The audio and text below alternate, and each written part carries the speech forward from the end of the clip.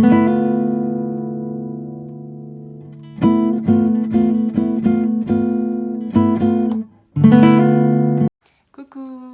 bienvenue ou bon retour sur ma chaîne. Je suis contente de vous retrouver pour cette nouvelle vidéo dans laquelle j'aimerais qu'on fasse le point sur l'ensemble des techniques de lissage qui existent en ce moment. Voilà, depuis quelques années, la communauté noire rejette massivement les défrisants, donc ces fameux produits chimiques qu'on appliquait sur ses cheveux pour transformer leur texture.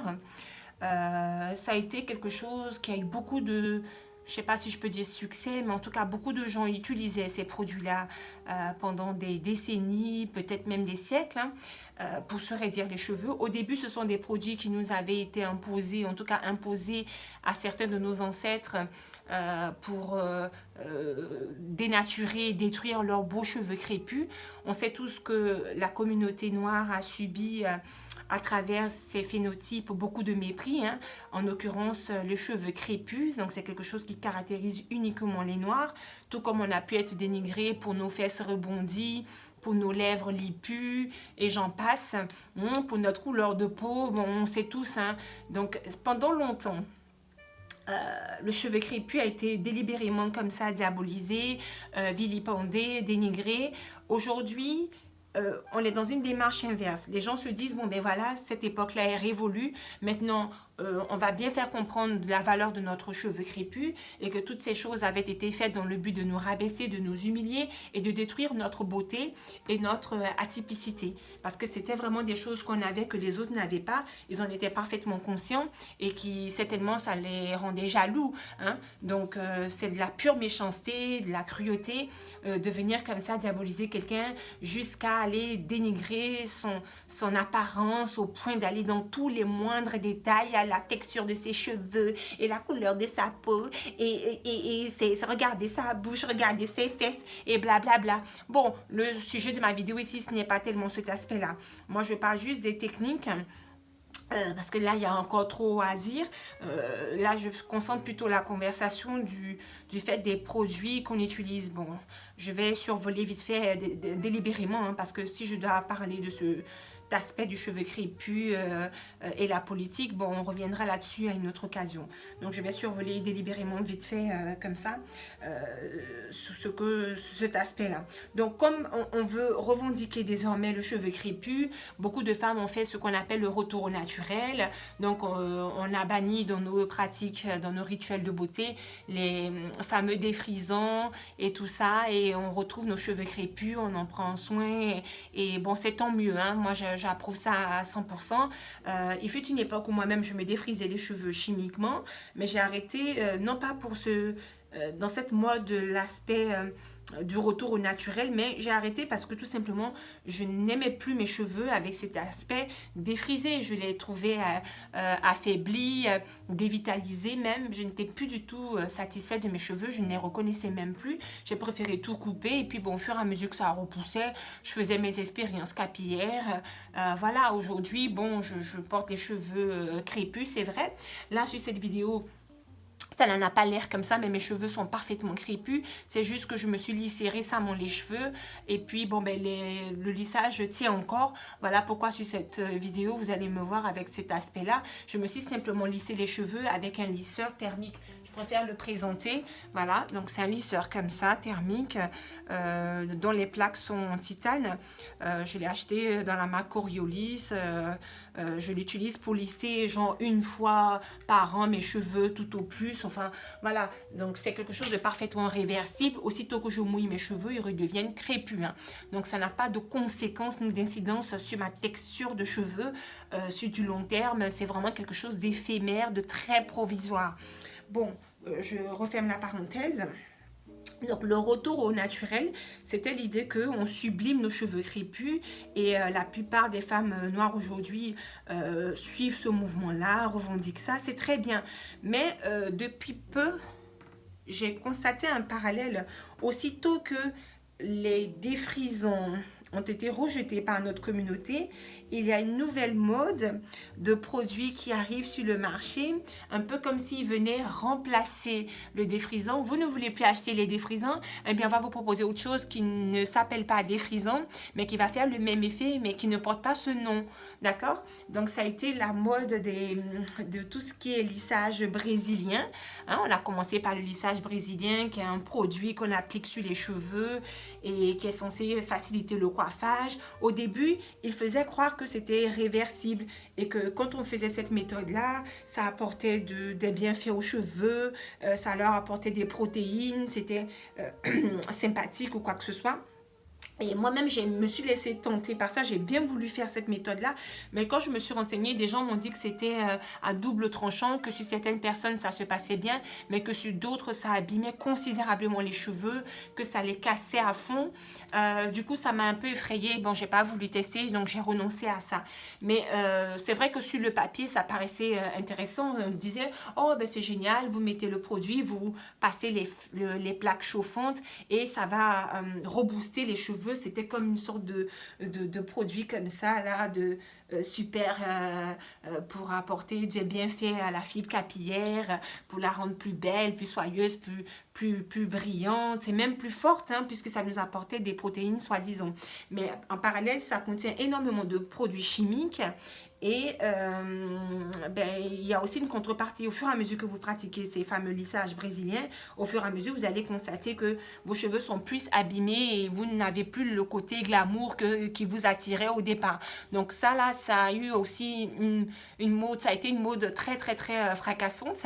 Et depuis quelques années, bon, ça s'est calmé. Maintenant, il y a ce qu'on appelle le lissage au tanin.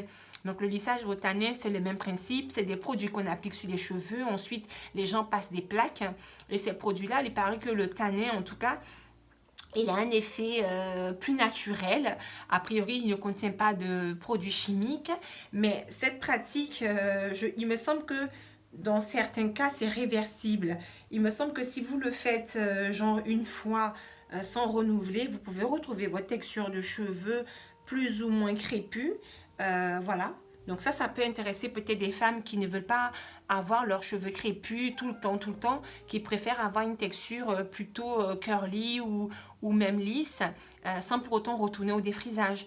Par exemple, je sais que beaucoup ont choisi cette alternative-là. Généralement, les séances pour se faire des lissages de ce type en salon de coiffure démarrent à quelques centaines d'euros. Je crois que c'est entre 150 et jusqu'à 500, voire 1000 euros hein, dans certains cas, selon la longueur du cheveu, le volume, enfin vous voyez bien, le coiffeur fait un devis, etc. Bon, donc ça après, donc les fameux lissages brésiliens, en ce moment il y a une tendance du lissage au tanin qui serait plus naturel.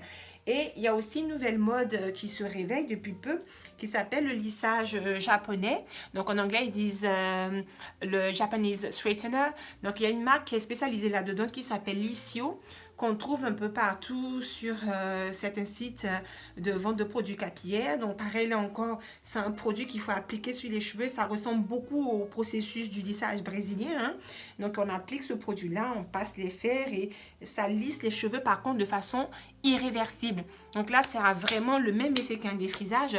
Les parties qui ont été touchées par le produit deviennent raides tout le temps, de façon permanente. Après, vous allez avoir vos cheveux naturels que à la racine avec les repousses. Mais toutes les longueurs et les pointes qui auront été traitées avec ce produit-là restent raides pour toujours. Donc lui, il est vraiment dans la lignée du défrisage avec les mêmes caractéristiques que le défrisage, sauf que c'est censé être moins dangereux pour les cheveux, c'est censé apporter un plus aux cheveux, sous prétexte que c'est utilisé avec des plaques chauffantes, que ça ferait pénétrer dans la fibre des choses. Bref, on a compris que ça transforme le cheveu de façon irréversible et permanente. Après, pour retrouver ces cheveux crépus, il faut couper les parties qui ont été traitées avec le fameux produit Lissio. Donc, si vous êtes intéressé par des choses comme ça, vous pouvez acheter le produit, vous faire votre processus de lissage à la maison. Mais là, c'est clairement l'idée d'un défrisage, hein, parce que dans un premier temps, pour appliquer le produit numéro 1, c'est souvent vendu avec deux produits. Hein. Il y a le produit en lui-même et puis il y a ce qu'ils appellent le neutralisant. Vous voyez, c'est encore des termes qui rappellent le défrisage. eh ben, celui-ci est aussi controversé. Certains disent que ça contient des produits chimiques et qu'eux ne veulent pas utiliser ça. Enfin, il y a tout un tas de blabla là-dessus aussi. Bon, chacun fait bien ce qu'il veut. Moi, j'apprécie l'idée que les gens soient libres, d'accord? Pour moi, les cheveux, après tout, ce sont des poils qui sont sur notre tête et ça n'a pas plus de prétention que ça. Ce n'est pas parce que certains ont voulu dénigrer les Noirs à travers notre phénotype capillaire que nous-mêmes, on doit se jeter dans la même mentalité et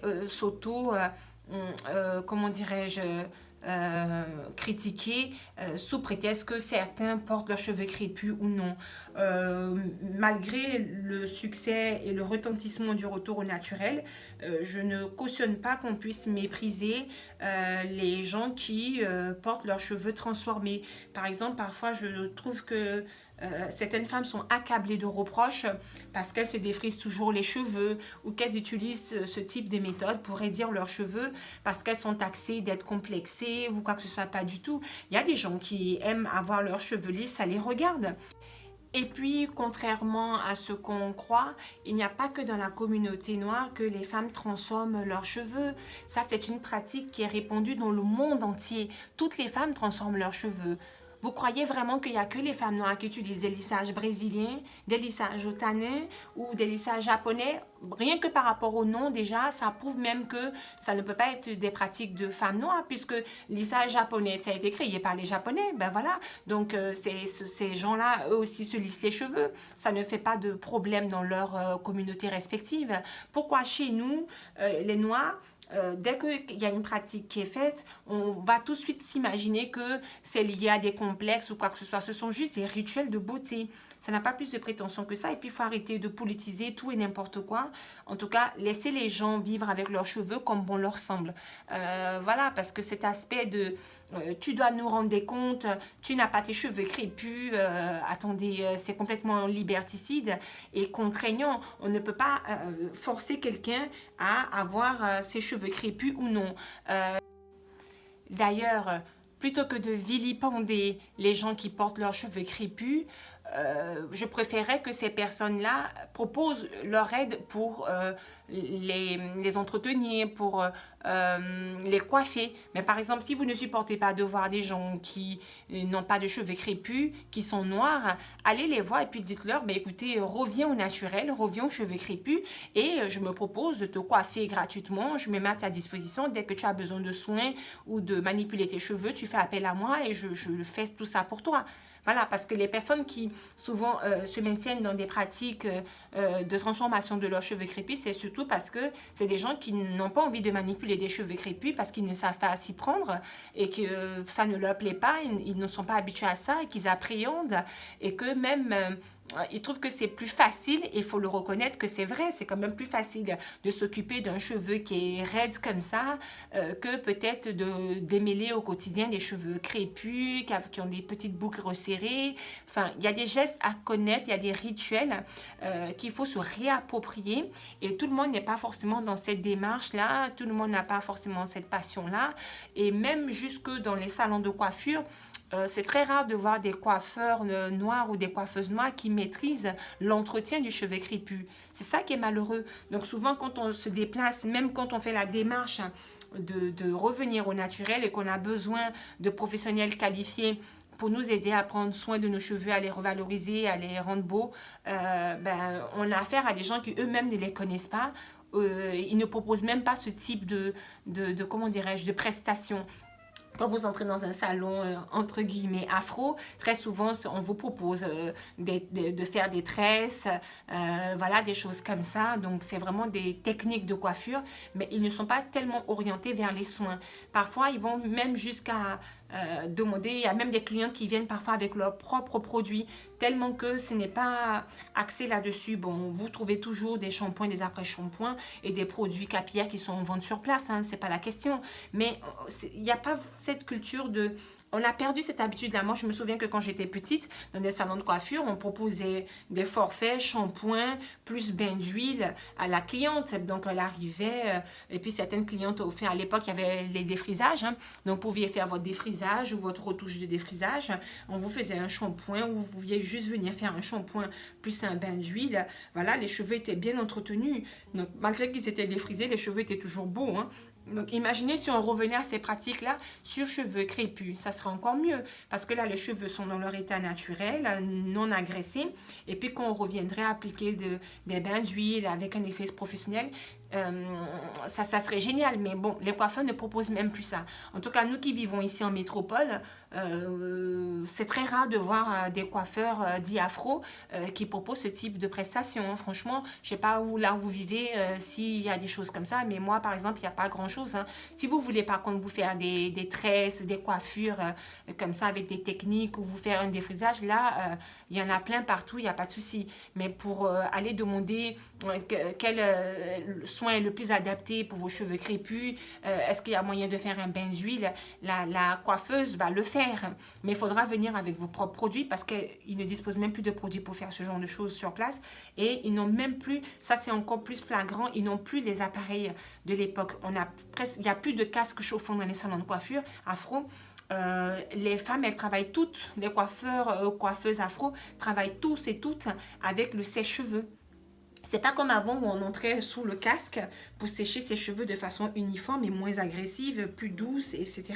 C'est pas comme avant où on allait rentrer sous un casque spécial pour faire des bains d'huile ou des soins profonds. Tout ça, ça n'existe plus. Vous voyez, donc ces pratiques-là doivent être bannies. On doit revenir à ces types d'appareils dans les salons de coiffure et que les professionnels de la coiffure jouent leur rôle. Je pense que tant qu'on restera dans cette attitude où soit on se met soi-même à se coiffer et on se passionne pour ses propres cheveux et on peut revenir au naturel sereinement, soit on est condamné à les transformer parce qu'on n'y arrive pas, parce qu'on a du mal et qu'on a besoin d'aide et qu'on n'a personne pour nous aider. Donc voyez-vous, si au moins les professionnels étaient là pour jouer ce rôle, je pense que ça inciterait peut-être des femmes comme ça qui hésitent encore à revenir au naturel, de revenir au naturel par exemple.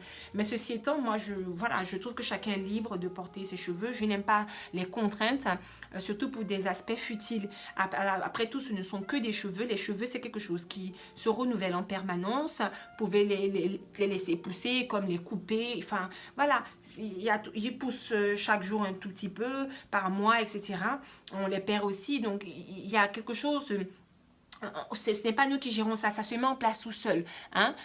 Vous pouvez très bien faire vos expériences capillaires, les abîmer autant que vous voulez. Il suffit de les couper, ils repousseront sainement. Vous voyez, il y a une chance de renouvellement, c'est une boucle infinie. Donc, on doit plutôt aller dans ce sens-là et arrêter de dramatiser et de politiser nos cheveux. Moi, le but de la vidéo ici, c'était de parler de toutes ces méthodes de lissage, de transformation du cheveu crépus. Moi, j'ai le sentiment que c'est une stratégie que les marques adoptent pour venir remplacer dans notre communauté la pratique du défrisage. Parce que la pratique du défrisage, c'était vraiment la communauté noire que ça ciblait. Maintenant que beaucoup se sont détournés de ça, il y a une perte colossale de chiffre d'affaires pour ces entreprises-là. Donc j'ai l'impression que certaines se sont reconverties dans les fameuses méthodes de lissage au tanin, lissage brésilien, lissage japonais, et que sais-je encore. Et qu'ils essaient d'amadouer comme ça les femmes noires parce que c'est surtout elles qui vont se défriser éventuellement et qu'ils contactent des femmes pour qu'elles testent leurs produits puis qu'elles en fassent une publicité. Moi j'ai remarqué que depuis peu il y avait de plus en plus d'écho autour du fameux Japanese straightener, donc le lissage japonais avec le produit Lissio là qui se vend sur certaines plateformes de vente à distance bien connues. Hein. Voilà, donc je sais que ça coûte, je crois qu'il est proposé à une 60aine d'euros. Et puis si vous voulez faire ça en salon de coiffure, il me semble que c'est quoi, entre 150 et 400 euros. Donc après, bon, renseignez-vous si ça vous intéresse. Moi, je ne juge personne, je n'accable personne, chacun fait bien ce qu'il veut. Si vous aimez porter vos cheveux lissés, lissez-les. Si vous préférez avoir vos cheveux crépus, gardez vos cheveux crépus. Tout le monde est la bienvenue. Moi, franchement, je trouve ça dommage qu'on se divise encore sur ce sujet-là. Tous les Noirs ne peuvent pas avoir la même idée, la même mentalité, les mêmes goûts. Ce n'est pas possible. Nous sommes des individus différents les uns des autres. On ne peut pas être tous pareils et agir de la même manière. vous.